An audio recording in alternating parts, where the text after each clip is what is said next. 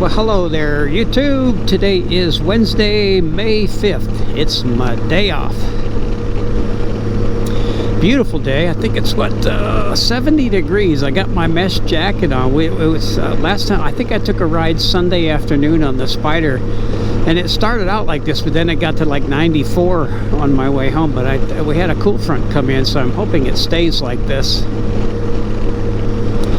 So I'm out on the Goldwing today, and this is a 2014, and I got 90,544 miles on this thing, and it still purrs like a kitten. There's no noise in the engine. I change the oil every 4,000 miles. I might be about 4,000 miles now, but I change the oil every 4,000 miles. And oil filter, I've been using synthetic since the first time I changed it. But this thing is like I think these things will go forever. I have the Spyder, and I think I got 15,000 miles on it, but I'm just always, it concerns me. I don't think I'll ever get 90,000 miles out of the Spyder. I don't know if people have. I see a guy, I'm going to speed up now. I see a guy post on the Spyder forum. He goes, yeah, I've logged in 100,000 miles on Spyders, but he has 5 of them. So that's really disconcerting to me, that you know, you can get 100,000 miles, but you go through 5 different Spyders to do that. That's, you know, that doesn't, if people are looking for Spyders, they see that, they're gonna think, whoa, that doesn't look good. So the guy he should really stop saying that. I mean, I follow one guy, he's got 78,000 on his older F3, and he bought a new one, but he still has it. So I'm really hoping that the Spyder will last, you know, 80, 90,000 miles, but I don't know. I don't know if anybody's ever done that. If you follow me and you have a Spyder, have you gotten any kind of mileage out of that Spyder? Like one Spyder, not 5, just one. That'd be really cool to hear that. I mean, I got them both. That's why I kept this one.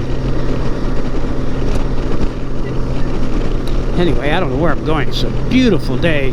Bye.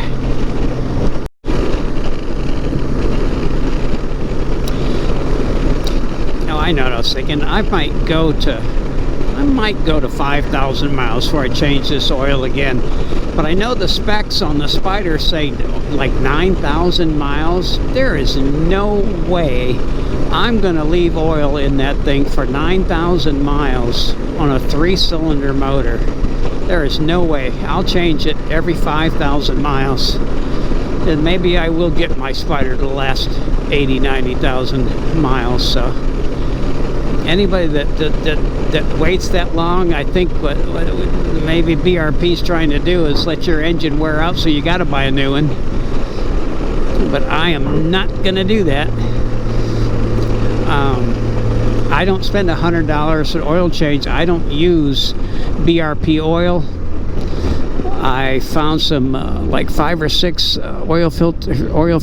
What do you go? I think I forgot what they're called, but you can get 5 or 6 for 25 or 30 bucks, and that's what I did. And I have not changed the O-rings. I'm at 15,000 miles, and I have not changed the O-rings on anything, because the O-rings are not bad.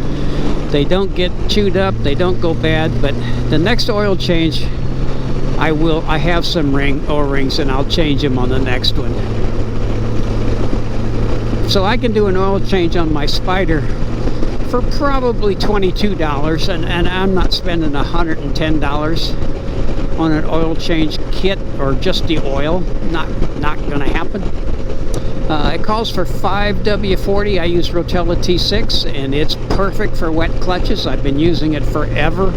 I used to use it on this, but now I don't. I use it's a Walmart brand, and it's full synthetic. It's a motorcycle one. It's kind of every bit as good as the Valvoline that I've used before, that the price shot up through the roof. And I'm really happy with that oil. I've been using it in this for probably 30,000 miles.